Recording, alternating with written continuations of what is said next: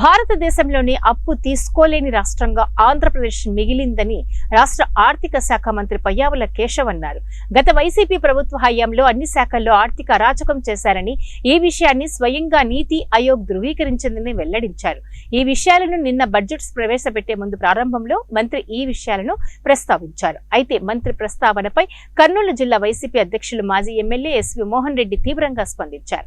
జగన్మోహన్ రెడ్డి ప్రభుత్వంలో ఆర్థిక అరాచకం జరిగి ఉంటే మీ ప్రభుత్వం ఏర్పడ్డ తర్వాత బడ్జెటేతర అప్పులు కలిసి 1.20 లక్షల కోట్లు ఎలా పట్టాయని ప్రశ్నించారు. అంతేకాక వైఎస్ జగన్ ప్రభుత్వం ఏర్పడక ముందు రాష్ట్రంలో ఎంత అప్పులు ఉండేవి, జగన్ ప్రభుత్వం వచ్చిన తర్వాత ఎంత అప్పు చేశారు, మీరు వచ్చిన తర్వాత ఎంత అప్పు చేశారు అన్న విషయాలను ఎందుకు ప్రస్తావించలేదన్నారు. గత సమావేశాల్లో వైసీపీ ప్రభుత్వం హయాం వరకు రాష్ట్ర అప్పు 6,40,000 కోట్లు ఉందన్నది మీరే ప్రకటించారని అన్నారు. ఆ అప్పుకే రాష్ట్రానికి అప్పు పుట్టడం లేదా అని ప్రశ్నించారు. లేక మీకు అప్పు తెచ్చుకోవడానికి మీకు చేత కావడం లేదా అంటూ వ్యంగ్యాస్త్రాలను సంధించారు. మన రాష్ట్ర బడ్జెట్ను మీ అనుమతితో గౌరవ సభ ముందు ప్రతిపాదిస్తున్నాను. ఈ బడ్జెట్ను ప్రవేశపెట్టడం నాకు దక్కిన గౌరవంగా భావిస్తున్నాను. కానీ ఆర్థిక విధ్వంసకర పరిస్థితుల్లో బడ్జెట్ని ప్రవేశపెట్టడం అంటే ఎంతో క్లిష్టమైన అంశంగానే పరిగణిస్తున్నాం. క్లిష్టతరమని ఎందుకు అంటున్నామంటే ప్రతి శాఖలోనూ ఆర్థిక అరాచకం చేశారు గత పాలకులు. దీంతో ఆయా శాఖల్లోని లెక్కలను ఒక కొలిక్కి తీసుకురావడానికి చాలా శ్రమించాల్సి వచ్చింది. ఈ ఆర్థిక అరాచకమని మేం చెప్పడం కాదు, నీతి ఆయోగ్ తన నివేదికలో వెల్లడించింది. ఆంధ్రప్రదేశ్ రుణ సామర్థ్యాన్ని 0కు చేరుకుందని, అంటే మన రాష్ట్రం ఇక అప్పు తీసుకునే వీలు లేని పరిస్థితి చేరుకుందని వెల్లడించింది. అంటే భారతదేశం మొత్తంలో అప్పు తీసుకునే శక్తి లేని ఏకైక రాష్ట్రంగా మన రాష్ట్రం మిగిలింది. ఈ పరిస్థితులలో బడ్జెట్ను ఎలా రూపొందించాలి అని తలలు పట్టుకుంటున్న స్థితిలో ముఖ్యమంత్రి గారు చెప్పిన మాటలే మార్గదర్శకంగా నిలిచే అధ్యక్ష. అణుదాడిలో విధ్వంసమైన హిరోషిమా నగరం లేచి నిలబడగా లేనిది ఆర్థిక విధ్వంసం జరిగిన ఆంధ్రప్రదేశ్ను తిరిగి నిలబెట్టలేమా అన్న మాటల స్ఫూర్తితో ఈ బడ్జెట్ రూపొందింది అధ్యక్ష.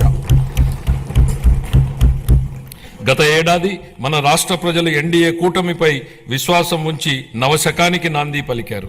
రాష్ట్ర ప్రజలు ఈ అపూర్వమైన తీర్పుతో ఈ రాష్ట్రాన్ని సరైన మార్గంలో నడిపించి జగన్మోహన్ రెడ్డి గారు చేసే పనికి రాష్ట్రానికి కేంద్ర ప్రభుత్వం నుంచి అప్పులు రావడం లేదు అని చెప్పారు. మీరు వచ్చిన తర్వాత జగన్మోహన్ రెడ్డి గారు ఆ పని చేస్తుంటే మీకు 1,00,000 కోట్ల అప్పులు ఎట్లా వచ్చినాయి? దాదాపు బడ్జెట్ అప్పులు బడ్జెటేతర అప్పులు కలిపితే 1,20,000 కోట్లు చేసినారు. 9 నెలల్లో అన్ని అప్పులు ఎట్లా పుట్టినాయో అదొకటి సమాధానం చెప్పాలి. మీరు ప్రతిసారి జగన్మోహన్ రెడ్డి 14 లక్షల కోట్లు అప్పు చేసినాడని చెప్పేవాళ్ళు. ఈరోజు బడ్జెట్ ప్రసంగంలో జగన్మోహన్ రెడ్డి గారు వచ్చేసరికి ఎంత అప్పు ఉండింది, జగన్మోహన్ రెడ్డి గారు గవర్నమెంట్ పోయేసరికి ఎంత అప్పు ఉంది, ఈ మధ్యకాలంలో మీరు ఎంత అప్పు చేసినారు అది ఎందుకు చెప్పలేదు? మీరే చెప్పినారు పోయిన బడ్జెట్లో 6,40,000 కోట్లు ఉన్నది 2024 సంవత్సరానికని. మరి 6,40,000 కోట్లకే అప్పులు పుట్టకుండా పోయినాయా? మీరు చేతగా తెచ్చుకోవడానికి చేత కాక మీరు ఇవన్నీ మాట్లాడుతున్నారు. 12,000 కోట్లు నాబార్డు రుణం ఎట్లా ఇప్పిస్తుంది మీకు అప్పులు పుట్టకుంటే? మీరు ఈరోజు ప్రకటించారు కదా 12,000 కోట్లు వస్తుందని. అదేదో వాళ్ళు ఊరికి ఇస్తున్నట్టు పుక్కటికి ఇస్తున్నట్టు మాట్లాడుతున్నారు. కానీ అది అప్పు అనే విషయాన్ని ప్రజలకు చెప్పడం లేదు. మీరు ఈ బడ్జెట్లో పెట్టినది ఏంది? మీరు చెప్పినటువంటి సూపర్ 6లు ఈ బడ్జెట్లో పెట్టినది ఉంది. ఆల్రెడీ ఒక సంవత్సరం అన్నీ ఎగరగొట్టారు. ఈ సంవత్సరము అన్నిటిలో కూడా 60-70% పెట్టినారు. రైతులకు 20,000 ఇస్తామన్నారు. దాదాపుగా 10,160 కోట్లు అయితే మీరంతా 6,000 చిల్లర పెట్టినారు. తల్లికి వందనము 13,000 కోట్లు అవుతుంది, మీరు 9,400 పెట్టారు. ఇట్లా అన్ని దానిలలో కోతలు పెట్టారు. 18 సంవత్సరాలు దాటిన మహిళలకు మీరు 1,500 చొప్పున 18,000 ఇస్తామన్నారు. దానికి అసలు బడ్జెట్లో మాట్లాడనే లేదు. మహిళలకు ఉచిత ఆర్టీసీ బస్సు అన్నారు. బస్సు కాదు కదా, ఎద్దుల బండి గురించి కూడా మాట్లాడలేదు మీరు. కనీసం ఆటో గురించి కూడా మాట్లాడలేదు. తర్వాత నిరుద్యోగ భృతి 3,000 ఇస్తామన్నారు. దాని గురించి మాట్లాడలేదు.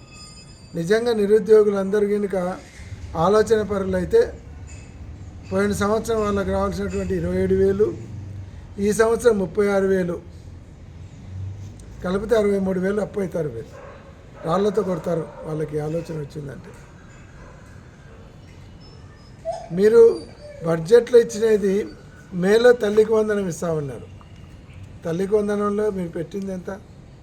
88 లక్షల మంది విద్యార్థులు ఉంటే మీరు పెట్టింది కేవలం 55-60 లక్షల మంది పెట్టినారు. మరి ఎవరిని మోసం చేయడానికి బడ్జెట్?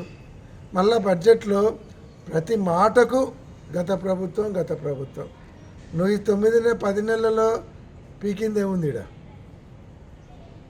1,20,000 కోట్లు అప్పు చేసినారు. తల్లికి వందనం ఇచ్చినారా? నిరుద్యోగ వృత్తి ఇచ్చినావా? పోనీ రైతులకు 20,000 ఇచ్చినావా? లేకుంటే